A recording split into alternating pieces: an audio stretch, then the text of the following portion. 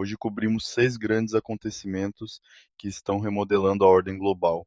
Primeiro, Trump diz que os Estados Unidos poderiam encerrar a guerra com o Irã em 2 ou 3 semanas.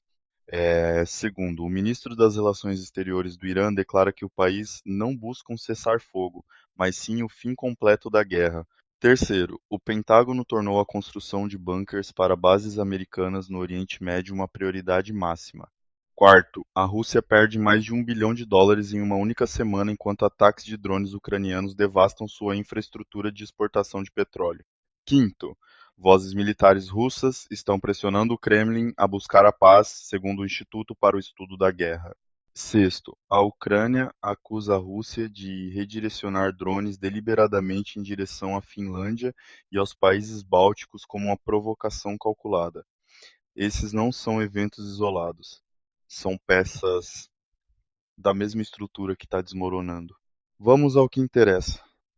Em 31 de março de 2026, o presidente Donald Trump fez a declaração mais clara até agora sobre suas intenções no conflito militar em curso entre os Estados Unidos e o Irã. Falando a jornalistas no Salão Oval, Trump disse que os Estados Unidos sairiam muito em breve, acrescentando que a saída poderia ocorrer em 2 semanas, talvez 3, para um conflito que já durou um mês, reorganizou o Oriente Médio, abalou os mercados globais de energia e alterou fundamentalmente a trajetória de sua presidência. Essas palavras carregam um peso enorme, mas é aqui que a coisa fica realmente interessante. Trump também disse que o Irã não precisa fazer um acordo com Washington para o conflito terminar. Quando questionado se uma diplomacia bem-sucedida era um pré-requisito para os Estados Unidos encerrarem as operações militares, Trump foi direto: não, eles não precisam fazer um acordo comigo. Em vez disso, ele definiu a condição para a retirada como o Irã sendo levado de volta ao que chamou de Idade da Pedra, ou seja, um país sem capacidade de adquirir uma arma nuclear no curto prazo. Uma vez que esse limiar seja atingido, na visão de Trump, os Estados Unidos vão embora. Essa é uma lógica de encerramento de guerra muito diferente de tudo que o mundo viu de Washington nas últimas décadas, sem tratado de paz, sem acordo formal, apenas destruição de capacidade e retirada. E do lado iraniano, o quadro é igualmente complexo. O ministro das Relações Exteriores, Abbas Araghchi, deixou claro no mesmo dia que Teherã não tem interesse em um cessar-fogo. O que o Irã quer, segundo Araghchi, é o fim completo da guerra em toda a região, com garantias contra futuros ataques e indenização pelos danos já causados. Ele também esclareceu a natureza das comunicações em andamento entre o Irã e os Estados Unidos. Não são negociações, disse ele. São uma troca de mensagens transmitidas diretamente ou por meio de intermediários regionais. O enviado americano Steve Witkoff tem enviado mensagens, mas Araghchi foi explícito: não interprete isso como conversas formais. As mensagens fluem pelo Ministério das Relações Exteriores do Irã e por canais de segurança sob supervisão do Conselho Supremo de Segurança Nacional. Ele também respondeu a relatos de que o Irã teria respondido a 15 propostas americanas, negando categoricamente que qualquer resposta tenha sido enviada e afirmando que Teherã não apresentou nenhuma proposta ou condição própria. E sobre a questão do Estreito de Hormuz, Araghchi disse que ele permanece totalmente aberto e só será restringido a partes ativamente envolvidas em hostilidades contra o Irã. Esse é um sinal crítico para o mercado global de energia e voltaremos a isso em um momento. Enquanto isso, no Pentágono, ah, as consequências de um mês de guerra no Oriente Médio estão se tornando visíveis em tempo real. O secretário de Defesa Pete Hegseth confirmou em 31 de março que a construção de abrigos reforçados para melhor proteger as forças americanas em bases por toda a região do Oriente Médio se tornou prioridade máxima.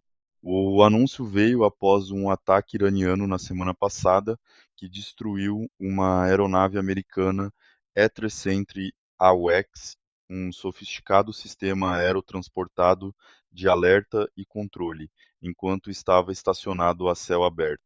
A perda de um ativo desse porte não é apenas uma vergonha militar, é um sinal estratégico de que as forças americanas na região estavam expostas de formas que deveriam ter sido corrigidas muito antes dos primeiros disparos. Eg 7 falou sobre dispersão de forças, implantação rápida de infraestrutura de bunkers, defesas aéreas em camadas incluindo mísseis Patriot, sistemas THAAD, caças em patrulha de combate aéreo defensiva, eh, sistemas de neutralização cinética e capacidades de guerra eletrônica. Tudo isso é valioso, mas a pergunta que analistas sérios estão fazendo é por que esses reforços não estavam em vigor meses antes, dado que o conflito foi precedido por um planejamento extenso e que as capacidades de drones e mísseis iranianos já eram amplamente conhecidas. Esta é uma lição aprendida da pior forma possível, em tempo real, com consequências reais. Agora vire sua atenção para o leste europeu, porque o que está acontecendo na Rússia neste momento é extraordinário. Entre 22 e 29 de março de 2026, as forças militares da Ucrânia executaram uma campanha sustentada de drones contra dois dos mais críticos centros de exportação de petróleo da Rússia, os portos de Ust-Luga e Primorsk, ambos localizados no Mar Báltico. Os resultados foram devastadores. As exportações russas de petróleo pela região do Báltico caíram para um terço do volume da semana anterior. O total das exportações russas de petróleo despencou 43% de 4,072 milhões para 2,318 milhões de barris por dia. Apenas 22 navios-tanque partiram dos portos marítimos russos nesse período, 15 a menos do que na semana anterior. Segundo a Bloomberg, o Kremlin perdeu mais de US$ 1 bilhão em receita de exportação em uma única semana. E então, em 31 de março, drones atacaram Ust-Luga pela quinta vez em 10 dias, atingindo o terminal de processamento de petróleo e complicando ainda mais a capacidade da Rússia de escoar sua principal commodity de exportação ao mercado.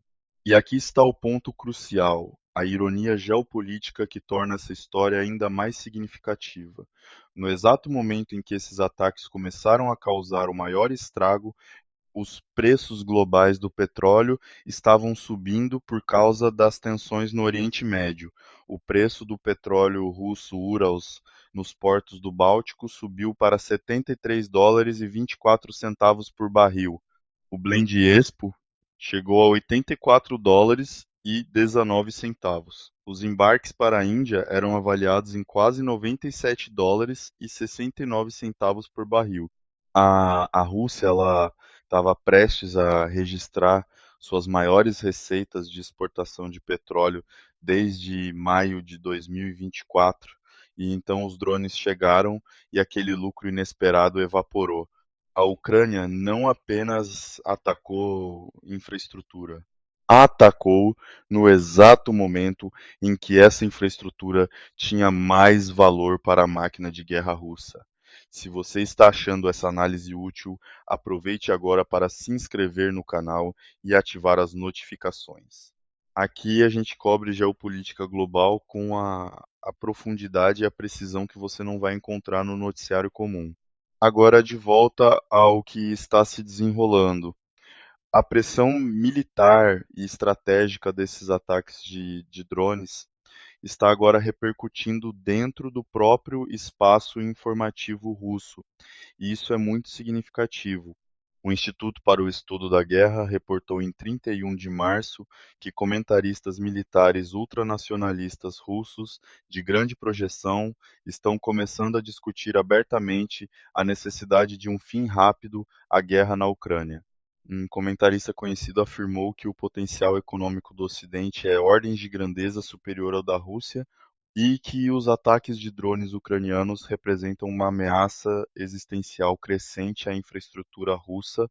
Ele foi além, argumentando que a Rússia não consegue produzir mísseis interceptores suficientes para competir com a capacidade econômica ocidental e que o país está, portanto, condenado à derrota e forçado a resolver imediatamente o problema de como encerrar a guerra.